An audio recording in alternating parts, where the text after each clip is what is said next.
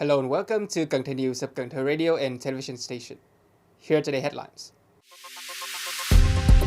Prime Minister Phạm Minh Chính and members of the delegation visited Cần Thơ City Armed Forces. Deputy Prime Minister Trần attended and directed the conference to launch the project to develop 1 million hectares of high-quality, low-emission rice. Over 5,000 billion Vietnam dong has been allocated for Cần Thơ City for transport infrastructure projects passing through the city. Top news today, on the afternoon of February 4th, Prime Minister Phạm Minh Chính and the delegation continued the program of giving debt from the party and state leaders to workers, laborers, officers and soldiers of the armed forces in Cần Thơ City.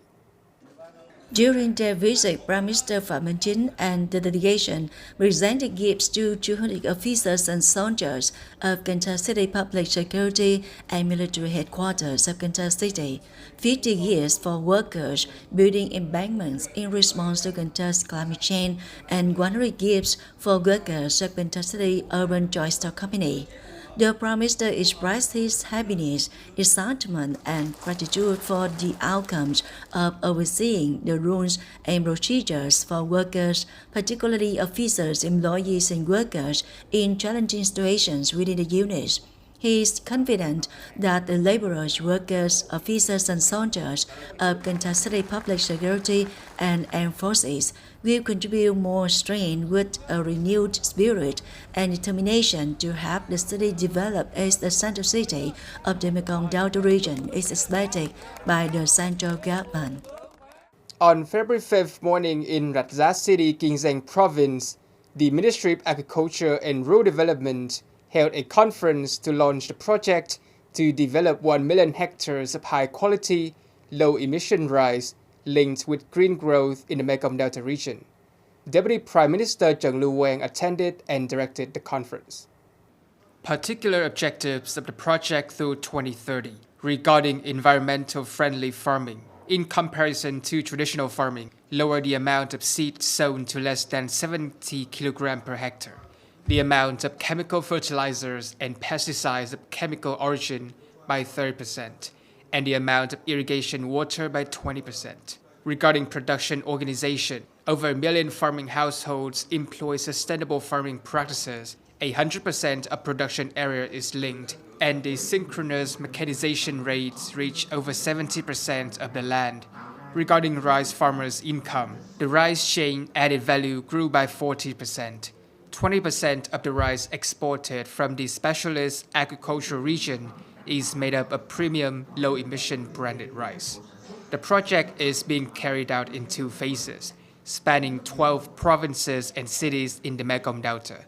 Phase 1 from 2024 to 2025 and Phase 2 from 2026 to 2030. The primary funding sources for the project's implementation include loans, credit capital, non-refundable aid, and carbon credits. The Ministry of Transport informed that in the period of 2021-2025, the Ministry has compiled and reported to the 2 competent authorities to allocate a total of about 5,071 billion Vietnam dong for transport infrastructure projects passing through Cần Thơ City. Large projects include the 3,477 billion dong Cần Thơ Hậu Giang section of the North-South Expressway, 212 billion dong project connecting the Central Mekong Delta region, the 366 billion dong project for the construction of the low-emission route, 250 billion dong project connecting National Highway 91 and Long Xuyên City bypass, 440 billion dong investment project to upgrade the road surface of low-emission route. Cần Thơ City People's Committee and the Ministry of Transportation will continue to work closely together in the near future to mobilize resources for investment when be eligible. People from the provinces to the west is getting crowded. To ensure safety for travel during the Lunar New Year, the Department of Transport of Cần Thơ City has begun inspecting passenger transport activities on national highways in the area. To guarantee safety, The city's Department of Transport has set up inspection teams for load, passenger count, seat count, company licenses, registration and transportation routes in coordination with pertinent protocols, including passenger lists and price listing. To deal with instances of unlawful parking lots and parachute cars on the road, inspection teams will work in tandem with traffic enforcement, particularly on National Highway 1, 91B and 80. The 11th Southern Folk Cake Festival will take place from April 17 to April 21st at Bến Thủy District Square. Information according to the festival organization plan was recently issued by Cần Thơ City People's Committee. The festival is anticipated to have 200 to 250 stalls comprising of food vendors, folk cake vendors, and specialty vendors from the area. Renowned folk cake and culinary makers from towns and provinces such as businesses that produce gifts and local specialties will take part in the festival. The festival activities include the opening ceremony, cake offering ceremony for Hồng King's death anniversary, folk cake contest, display area of folk cakes, artist performance area, organization of booths and space decoration, closing ceremony. To further assist festival attendees, the organizing committee also plans art programs. After more than 2 years of operation, the Interceptor floating automatic garbage collection system on Cần Thơ River has collected more than 172 tons of waste. The system belongs to the project Floating Automatic Trash Collecting System along the river in Cần Thơ City, funded by the Dutch Organization for Cleaning the Sea, TOC, with non-refundable aid. The Interceptor was piloted by TOC on the Cần Thơ River in Xuân Khánh Ward, Ninh Kiều District in December 2021, and it has been in operation ever since. It resembles a small ferry. The primary driving force behind the system collecting technique is the force of the flow, which transports waste through the trash screen and onto conveyor belt inside the system before ending up in 6 garbage containers positioned on the barge. The system runs purely on solar energy. The city and TOC are currently working together to finish a new draft collaboration agreement so that the project development can continue to include other river sections within the city.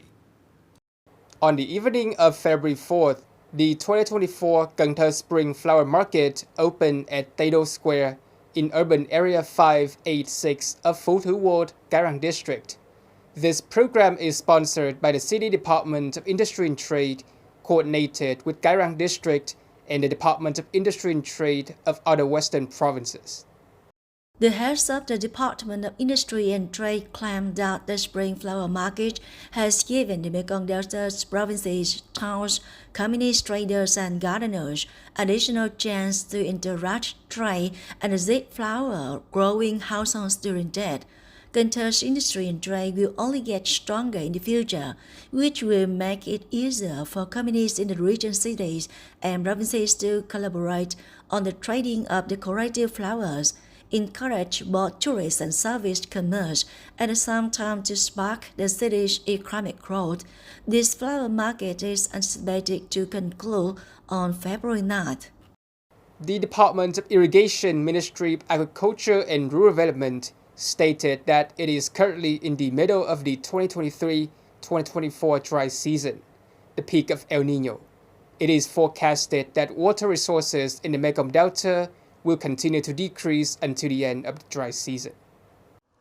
When it comes to predicting saltwater intrusion in the Mekong Delta in February, the salinity line can pierce 45 to 65 kilometers in the Mekong River estuaries, as opposed to 5 to 10 kilometers higher in 2023.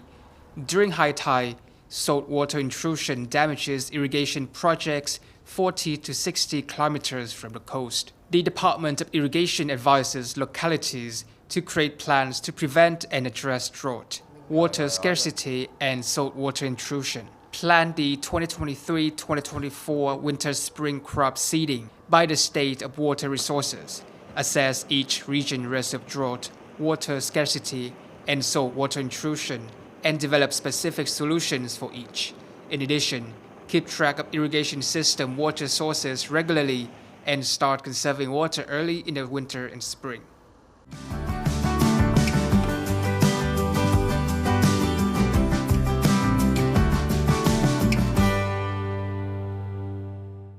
Coming up next is the weather forecast.